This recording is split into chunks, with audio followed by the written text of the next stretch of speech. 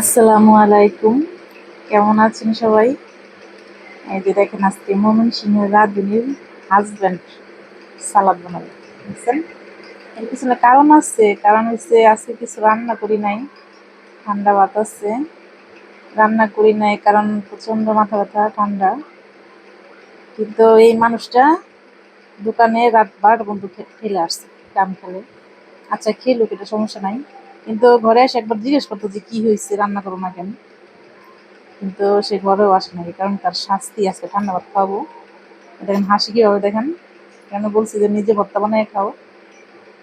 আর এই মানুষটা না রাগ করে থাকা যায় না আসলে, কি বলবো, মানে আমি রাগ করলেও বুঝে, এই কারণে আইসে একটা হাসি দেয়। ওই দেখেন হাসির অবস্থা, হাসি দিলেই তো রাগ শেষ, বুঝেন নাই?